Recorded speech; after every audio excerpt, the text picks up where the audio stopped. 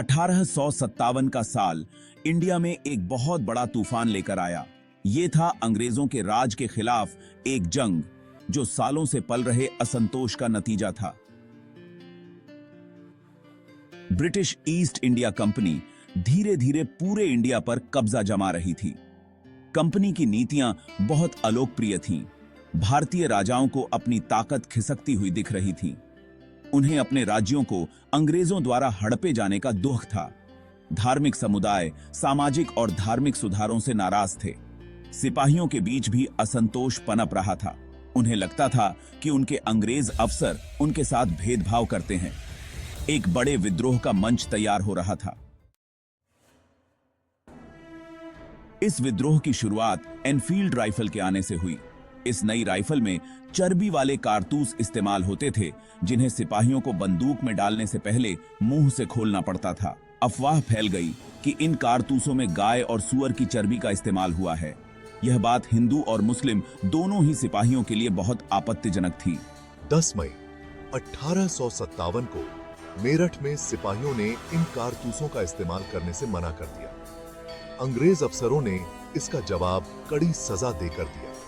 इससे सिपाहियों में विद्रोह भड़क गया। उन्होंने बगावत कर दी और दिल्ली की तरफ कूच कर दिया। यह विद्रोह पूरे उत्तर और मध्य भारत में फैल गया। 1857 का विद्रोह कोई केंद्रीय रूप से संगठित आंदोलन नहीं था। इसमें कई स्थानीय नेताओं का उदय हुआ। ये नेता अलग अलग पृष्ठभूमि से आते थे और उनकी अपनी अपनी प्रेरणाएं थीं। हालांकि वे अंग्रेजी शासन के विरोध में एकजुट थे। प्रतिरोध की शुरुआती चिंगारियों में से एक मंगल पांडे ने लगाई। ब्रिटिश ईस्ट इंडिया कंपनी के एक सिपाही, उन्होंने नए राइफल कारतूसों के खिलाफ खुलकर विद्रोह कर दिया। उनकी इस बहादुरी ने दूसरों को प्रेरित किया और जल्द ही यह प्रतिरोध का प्रतीक बन गया। झांसी की रानी लक्ष्मीबाई 1857 के विद्रोह की एक और प्रमुख हस्ती रही। एक कुशल योद्धा और चतुर रणनीतिकार, उन्होंने अंग्रेजों को अपना राज्य सौंपने से इनकार कर दिया। उन्होंने अंग्रेजों के खिलाफ बहादुरी से लड़ाई लड़ी और साहस और प्रतिरोध का प्रतीक बन गई। अन्य उल्लेखनीय नेताओं में मुगल बादशाह बहादुर शाह जफर, पेशवा बाजीराव द्वितीय के दत्तक पुत्र नाना साहिब और नाना साहिब की सेना में एक सेनापति तात्या टोपे शामिल थे। इन नेताओं ने अपनी अपनी शक्तियों और रणनीतियों के साथ विद्रोह को आकार देने में महत्वपूर्ण भूमिका निभाई। 1857 के विद्रोह में कई भयंकर युद्ध हुए। इनमें से एक महत्वपूर्ण युद्ध था दिल्ली का घेराव। विद्रोहियों ने दिल्ली पर कब्जा करने के बाद बहादुर शाह जफर को भारत का सम्राट घोषित कर दिया। यह शहर विद्रोह का केंद्र बन गया। अंग्रेजों ने पूरी ताकत से मुकाबला किया और एक लंबी और खूनी घेराबंदी के बाद उन्होंने दिल्ली को फिर से अपने कब्जे में ले लिया। एक और महत्वपूर्ण युद्ध झांसी में हुआ। रानी लक्ष्मीबाई ने अद्वितीय वीरता के साथ अपने राज्य को एक बहुत बड़ी ब्रिटिश सेना से बचाया। हालांकि उन्होंने बहादुरी से लड़ाई लड़ी, लेकिन वह हार गईं और युद्ध में मारी गईं। कानपुर की लड़ाई, लखनऊ की घेराबंदी और ग्वालियर की लड़ाई अन्य महत्वपूर्ण युद्ध थे। ये युद्ध हालांकि अंततः अंग्रेजों ने जीते, लेकिन भारतीय विद्रोहियों के साहस और दृढ़ता को प्रदर्शित करते हैं। उन्होंने सीमित संसाधनों और पुराने हथियारों के साथ एक शक्तिशाली दुश्मन के खिलाफ लड़ाई लड़ी। ये युद्ध उस प्रतिरोध की भावना के प्रमाण बन गए जिसने विद्रोह को हवा दी। भाग 5। ज्वार पलटता है, विद्रोह का ब्रिटिश दमन। अंग्रेज, जो शुरुआत में विद्रोह के पैमाने से अनजान थे, ने क्रूर बल के साथ जवाब दिया। वे ब्रिटेन और अन्य उपनिवेशों से सैनिकों को लेकर आए। उन्होंने विद्रोह को कुचलने के लिए बेहतर हथियारों और रणनीति का इस्तेमाल किया। अंग्रेजों ने आतंक का शासन शुरू किया। विद्रोहियों को बिना मुकदमे के फांसी दे दी गई। जिन गांवों पर विद्रोह का समर्थन करने का संदेह था, उन्हें जला दिया गया। ब्रिटिश सरकार ने इस तरह के एक और विद्रोह को रोकने के उद्देश्य से नीतियां भी बनाईं। उन्होंने सेना में ब्रिटिश और भारतीय सैनिकों के अनुपात को बढ़ा दिया। उन्होंने भारतीय अभिजात वर्ग को अधिक विशेषाधिकार देकर उन्हें खुश करने की भी कोशिश की। 1858 के अंत तक अंग्रेजों ने विद्रोह को प्रभावी ढंग से कुचल दिया था। प्रतिरोध की आखिरी चिंगारी बुझा दी गई और भारत पर ब्रिटिश नियंत्रण फिर से स्थापित हो गया। विद्रोह का क्रूर दमन भारत में ब्रिटिश शासन में एक महत्वपूर्ण मोड़ था। भाग 6 उपमहाद्वीप पर घाव। 1857 के विद्रोह का भारत पर गहरा प्रभाव पड़ा। देश हिंसा और रक्तपात से दागदार हो गया था।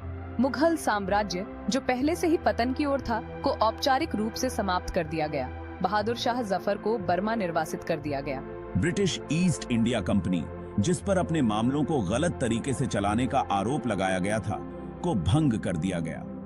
भारत सीधे ब्रिटिश ताज के नियंत्रण में आ गया। विद्रोह के कारण भारत में ब्रिटिश प्रशासन में महत्वपूर्ण बदलाव आए। ब्रिटिश सरकार ने सेना, वित्तीय प्रणाली और प्रशासनिक ढांचे को पुनर्गठित करने के लिए कदम उठाए। उन्होंने भारतीयों को खुश करने के लिए नीतियां भी पेश की, लेकिन ये अक्सर सतही थीं और विद्रोह के मूल कारणों का समाधान नहीं करती थीं। भाग 7 आग में जाली एक विरासत। विद्रोह का स्थायी प्रभाव। अपनी विफलता के बावजूद 1857 के विद्रोह का भारतीय इतिहास में एक विशेष स्थान है।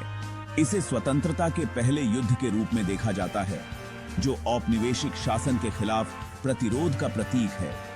विद्रोहियों की बहादुरी और बलिदान ने हालांकि अंततः असफल रहे, लेकिन भारतीयों की आने वाली पीढ़ियों को प्रेरित किया। विद्रोह ने अंग्रेजों को भारत में अपनी नीतियों पर पुनर्विचार करने के लिए मजबूर किया। इससे कुछ प्रशासनिक सुधार हुए, हालांकि हमेशा भारतीय लोगों के सर्वोत्तम हित में नहीं। विद्रोह ने भारतीय राष्ट्रवाद को भी हवा दी। इसने स्वतंत्रता के लिए भविष्य के संघर्ष के बीज बोए, एक ऐसा संघर्ष जो अंततः 1947 में सफल होगा। 1857 की घटनाओं ने स्वतंत्रता की कीमत और स्वशासन के महत्व की निरंतर याद दिलाई। भाग 8 1857 के विद्रोह ने भारतीय साहित्य और स्मृति पर एक अमिट छाप छोड़ी है। कवियों, उपन्यासकारों और इतिहासकारों ने इस महत्वपूर्ण घटना को फिर से देखा है, इसके कारणों, परिणामों और महत्व की पड़ताल की है। रानी लक्ष्मीबाई और तात्या टोपे जैसी हस्तियों की बहादुरी को गाथा गीतों और लोकगीतों में अमर कर दिया गया है। बंकिम चंद्र चट्टोपाध्याय द्वारा आनंद मठ जैसी साहित्यिक कृतियों ने राष्ट्रवादी भावनाओं को हवा दी। विद्रोह औपनिवेशिक शासन के खिलाफ भारत के संघर्ष की याद दिलाता है। 1857 का विद्रोह बहुत बहस और व्याख्या का विषय रहा है।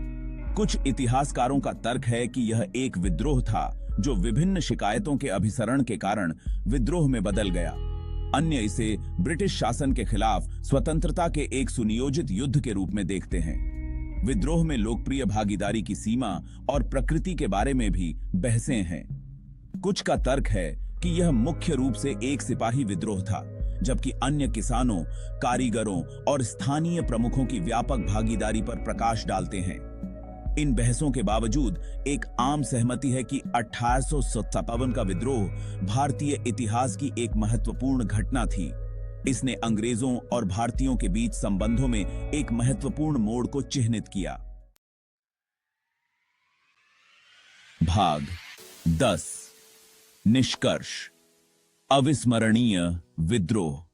भारतीय इतिहास का एक उथल-पुथल भरा अध्याय आज भी लोगों को मोहित और प्रेरित करता है। यह स्वतंत्रता की लड़ाई थी जो ब्रिटिश नीतियों के खिलाफ गुस्से और स्वशासन की लालसा से प्रेरित थी। हालांकि क्रूरता से कुचल दिया गया, लेकिन विद्रोह ने भारतीय मानस पर एक अमिट छाप छोड़ी। इसने राष्ट्रवाद के बीज बोए और स्वतंत्रता संग्राम को हवा दी। 1857 का विद्रोह उन आम लोगों के साहस की याद दिलाता है जिन्होंने एक शक्तिशाली साम्राज्य को चुनौती देने की हिम्मत की। यह उपनिवेशवाद के स्थायी प्रभाव और बेहतर भविष्य को आकार देने के लिए हमारे अतीत को समझने के महत्व को भी रेखांकित करता है।